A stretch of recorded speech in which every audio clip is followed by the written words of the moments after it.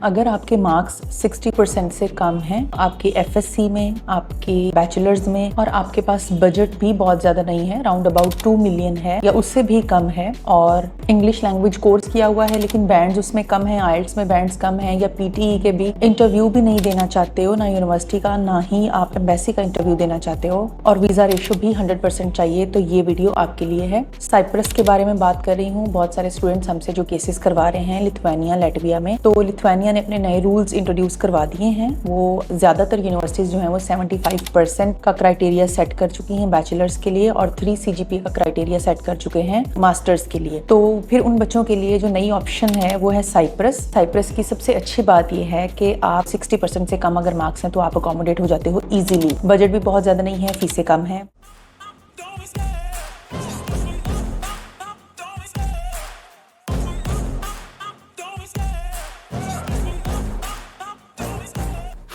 Cyprus एक बहुत ही अच्छा कंट्री है इस लिहाज से कि आप यूरोप में एंट्री ले लेते हो। उसके अलावा साइप्रस 2025 में शेंजन जोन का हिस्सा बनने वाला है। उसके अलावा साइप्रस की सबसे अच्छी बात यह है कि आप 60% से कम अगर मार्क्स हैं तो आप अकोमोडेट हो जाते हो इजीली। बजट भी बहुत ज्यादा नहीं है, फीसें कम है। तो साइप्रस के अंदर मेन जो इनटेक्स हैं वो 3 हैं। सबसे पहली सितंबर इनटेक जो मेजर इनटेक है, दूसरी है जनवरी फरवरी इनटेक जो कि माइनर इनटेक है, और तीसरी मिडिल इनटेक होती है मई जून। तो अभी जनवरी इनटेक क्लोज हो चुकी है। जनवरी इनटेक के हमारे स्टूडेंट्स जो हैं वो अपने वीजा प्रोसेस की तरफ रवां दवा हैं, तो उनके लिए भी एक न्यूज़ है। उनको भी बताना चाहती हूँ कि आपके अपने अपने इंस्टीट्यूट में डॉक्यूमेंट्स, जो फिजिकल डॉक्यूमेंट्स जमा कराने होते हैं हार्ड कॉपीज में, वो डॉक्यूमेंट्स जमा कराने की जो डेट्स हैं वो मैं मेंशन कर देती हूँ यहाँ पर। कासा कॉलेज की 30 दिसंबर है 2025। कासा हाई स्कूल जो है उसकी भी 30 दिसंबर है। यूनिवर्सिटी ऑफ सेंट्रल लैंकाशायर उसकी भी 30 दिसंबर है डॉक्यूमेंट सबमिट करवाने की, हार्ड कॉपीज सबमिट करवाने की डेट। अमेरिकन कॉलेज की 10 जनवरी 2025 है। सिटी यूनिटी कॉलेज की भी 30 दिसंबर है। तो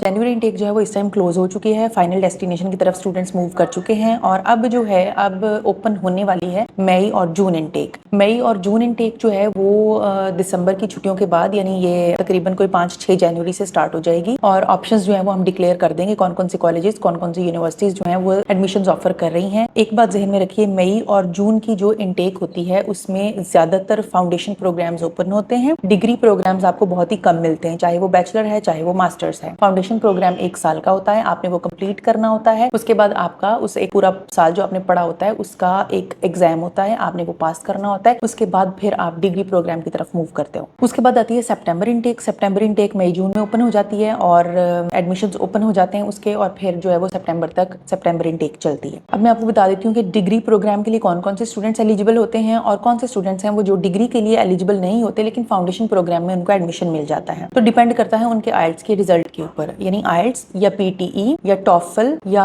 पासवर्ड टेस्ट यानी इंग्लिश लैंग्वेज टेस्ट के ऊपर डिपेंड करता है कि अगर तो उनके मार्क्स यानी थोड़े से बैंड्स जो हैं वो कम हैं तो वो डायरेक्ट डिग्री की बजाय फाउंडेशन प्रोग्राम में एंट्री ले सकते हैं। एक बात याद रखिए, आइल्स आपका एकेडमिक होना चाहिए। आइल्स के आपको 5 बैंड चाहिए डायरेक्ट डिग्री प्रोग्राम में एंट्री लेने के लिए। पासवर्ड स्किल्स प्लस टेस्ट जो होता है उसमें भी आपको 5 बैंड्स चाहिए डायरेक्ट डिग्री में एंट्री लेने के लिए। फिर पीटीई है, पीटीई में आपको 58 ओवरऑल स्कोर्स चाहिए डायरेक्ट डिग्री में एंट्री लेने के लिए। और उसके बाद है टॉफल। टॉफल में आपको 71 मार्क्स चाहिए होते हैं। अब कुछ स्टूडेंट्स जिनके इतने मार्क्स नहीं आते, इतने बैंड्स नहीं आते, थोड़े से इससे कम रह जाते हैं, तो क्या क्राइटेरिया है कि कितने आपके मार्क्स होने चाहिए, तो आप फाउंडेशन प्रोग्राम में एंट्री लेके साइप्रस में मूव कर सकते हो। आइल्स के आपको चाहिए 4 बैंड्स, पासवर्ड स्किल्स प्लस के चाहिए आपको 4 बैंड्स, पीटी में आपके 43 होने चाहिए, टॉफल में आपको चाहिए 42 स्कोर्स। फिर आप डिग्री के बजाय फाउंडेशन प्रोग्राम में जाते हो। 1 साल फाउंडेशन पढ़नी होती है, फिर एग्जाम देना होता है और उसके बाद आपका डिग्री में एडमिशन ऑटोमेटिकली हो जाता है। अब हम जरा बात कर लेते हैं पूरे प्रोसेस की जो आपको एडमिशन से लेके वीजा तक फॉलो करना होता है। थोड़ी सी चेंजिंग्स आई हैं इसमें, उसको जरा मैं एक्सप्लेन कर देती हूँ। सबसे पहले आपके पास 50% से ज्यादा मार्क्स होने चाहिए, चाहे आप बैचलर्स में जा रहे हो चाहे आप मास्टर्स में जा रहे हो। 50% से ज्यादा मार्क्स होने चाहिए। आपके पास आइल्स या टॉफल या पीटीई या आपके पास पासवर्ड स्किल्स प्लस टेस्ट होना चाहिए। 2 लेटर ऑफ रिकमेंडेशन चाहिए, एक मोटिवेशन लेटर चाहिए, आपकी डिग्रीज चाहिए लेटेस्ट, उनकी लास्ट डिग्री की ट्रांसक्रिप्ट चाहिए, व्हाइट बैकग्राउंड वाली फोटो चाहिए, सब्जेक्ट्स रेलेवेंसी चेक करनी होती है, एडमिशन अप्लाई करना है। एडमिशन अप्लाई करने के लिए जो सारे के सारे डॉक्यूमेंट्स चाहिए वो आपको एजुकेशनल डॉक्यूमेंट्स जो हैं वो अटेस्टेड फॉर्म में चाहिए। बैचलर से नीचे नीचे वाले डॉक्यूमेंट्स आपके आईबीसीसी और मुफा से अटेस्ट होंगे, और बैचलर की डिग्री और ट्रांसक्रिप्ट जो है वो एचईसी और मुफा से अटेस्ट होगा। एडमिशन अप्लाई करते हैं, एडमिशन अप्लाई करने के बाद तकरीबन 1-1.5 हफ्ते के अंदर आपका ऑफर लेटर आ जाता है। अब ऑफर लेटर के आते ही जो आपके करने के काम है वो सबसे पहले आपने ट्यूशन फी जो यूनिवर्सिटी की तरफ से ऑफर लेटर आया होता है, आपको स्कॉलरशिप्स के भी चांसेस हैं, स्कॉलरशिप्स भी मिलते हैं, कुछ परसेंटेज जो है वो आपकी ट्यूशन फी वेव ऑफ हो जाती है। तो आपको सबसे पहले करने का काम कि आपने ट्यूशन फी जमा करानी है अपने पर्सनल बैंक अकाउंट से यूनिवर्सिटी के बैंक अकाउंट में ट्यूशन फी जमा करानी है और किसी भी तरीके से फीस आपने वहां पर नहीं भेजनी, मनी एक्सचेंज के जरिए नहीं भेजनी, किसी और के अकाउंट से नहीं भेजनी, अपने या अपने स्पॉन्सर के अकाउंट से आप फीस भेज सकते हो, बल्कि ज्यादा बेहतर है कि आप अपने ही अकाउंट से अपने पर्सनल बैंक अकाउंट से आप फीस पे करें। दूसरा स्टेप होता है आपकी डॉक्यूमेंट्स के अटेस्टेशन का। आपने कौन कौन से डॉक्यूमेंट्स अटेस्ट करवाने हैं और कहां से करवाने हैं उनकी डिटेल मैं आपको देती हूँ। सबसे पहले आपने अपने मैट्रिक का जो सर्टिफिकेट है जिसके ऊपर ही मार्क्स की डिटेल भी है उसको, और जो एफएससी का सर्टिफिकेट है उसके ऊपर भी मार्क्स की डिटेल है, इन दोनों को आपने आईबीसीसी और मोफा से अटेस्ट करवाया हुआ था जब आप एडमिशन अप्लाई करने वाले थे।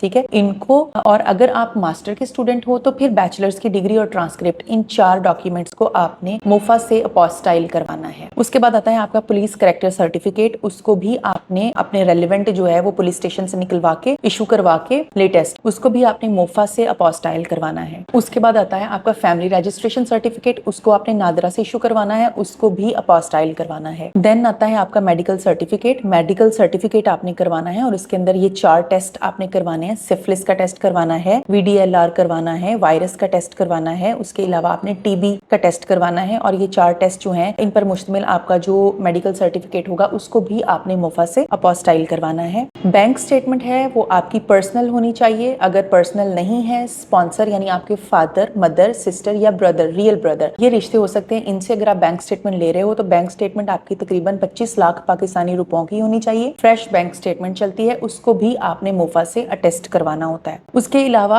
अकाउंट मेंटेनेंस सर्टिफिकेट, जो आप बैंक स्टेटमेंट दे रहे हो उसी अकाउंट होल्डर का अकाउंट मेंटेनेंस सर्टिफिकेट भी आपने मोफा से अटेस्ट करवाना है। अगर आपकी अपनी बैंक स्टेटमेंट है तो फिर इस चीज की जरूरत नहीं, लेकिन आप अगर स्पॉन्सर की बैंक स्टेटमेंट दे रहे हो तो फिर आपको उनकी सोर्स ऑफ इनकम और ये सारी डिटेल्स भी देनी होती हैं। आपको एक स्पॉन्सरशिप एफिडेविट चाहिए जो आपका स्पॉन्सर आपको देता है, वो आपने नोटराइज करवाना होता है और उसको भी आपने मोफा से अपोस्टाइल करवाना है। आप अपना पासपोर्ट लेंगे और उसके जितने पेपर्स यूज्ड हैं, यानी जितने आपके वीजा लगने या पिछली कोई ट्रैवल हिस्ट्री में यूज हुए हैं, वो सारे के सारे पेपर्स को आपने लेना है और उनका कलर्ड स्कैन निकलवाना है, और आपने अपना ओरिजिनल पासपोर्ट और कलर्ड स्कैन कॉपी जो है ये दोनों मुतलका पासपोर्ट ऑफिस से वेरीफाई करवाने हैं, और उसके बाद इनको लेकर आपने अपोस्टाइल करवाने के लिए मोफा में जाना है और इनको भी आपने अपोस्टाइल करवाना है। तो ये सारे वो डॉक्यूमेंट्स हैं जिनको आप मोफा से अपोस्टाइल करवा सकते हो या फिर कराची कॉन्सुलेट से अटेस्ट करवा सकते हो। इसके बाद फिर जब ये डॉक्यूमेंट्स आपके पास वापस आते हैं तो इनमें से कुछ डॉक्यूमेंट्स आपने नोटरी पब्लिक से नोटराइज भी करवाने हैं। वो ये डॉक्यूमेंट्स हैं, पासपोर्ट की कलर्ड स्कैन कॉपी जो आपने अपोस्टाइल करवाई है उसको आपने नोटरी पब्लिक से नोटराइज कराना है। Bank letter, account maintenance certificate जो आपने अपोस्टाइल करवाया था उसको भी नोटराइज करवाना है। बैंक स्टेटमेंट को भी नोटराइज करवाना है। आपका जो इंग्लिश टेस्ट है, चाहे वो PT है, चाहे वो IELTS है, चाहे वो टॉफल है, चाहे वो पासवर्ड टेस्ट है, इनको भी आपने नोटराइज करवाना है। ये सारे डॉक्यूमेंट्स प्लस एक डेक्लेरेशन फॉर्म आपको देंगे, उस डेक्लेरेशन फॉर्म के ऊपर आपने कुछ अपनी डिटेल्स पुट करके इन सब डॉक्यूमेंट्स को इकट्ठा करके एक फाइल रेडी करके तो ये आपने जो है वो इंस्टीट्यूट में भेजने हैं साइप्रस में। अब साइप्रस में आप अपने डॉक्यूमेंट्स भेज देते हो, इसकी स्पेसिफिक एक डेडलाइन होती है, उससे पहले पहले आपने भेजने होते हैं। और जो डॉक्यूमेंट्स आप साइप्रस में अपने रेलेवेंट इंस्टीट्यूट को भेज रहे हो उनमें आपका फाइनल एक्सेप्टेंस लेटर भी होना चाहिए, अकोमोडेशन सर्टिफिकेट, ये आपको वो इंस्टीट्यूट ही भेजता है, ये भी आपने अटैच करके साथ भेजना है। फिर उस इंस्टीट्यूट ने उसको वेरीफाई करके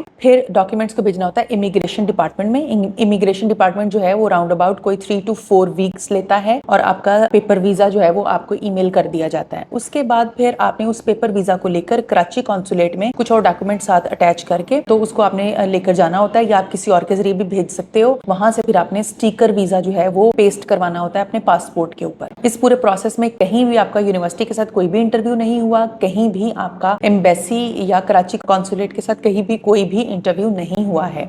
जब भी आपने साइप्रस को कंसिडर करना है तो आप इन डेडलाइंस का, इन डॉक्यूमेंट्स का ख्याल कीजिए, ये सारी की सारी चीजें प्रिपेयर करें, तैयार करें और फिर आप अपने कंसल्टेंट को दीजिए ताकि जो है वो आपका इन टाइम प्रोसेस, वो ज्यादा टाइम नहीं लगता इस प्रोसेस में। आपको ज्यादा से ज्यादा 3 मंथ्स या हार्डली आपको 3.5 मंथ्स लग सकते हैं, उससे ज्यादा आपका इस पूरे प्रोसेस में एडमिशन से लेके वीजा तक कोई भी एक्स्ट्रा टाइम नहीं लगता है।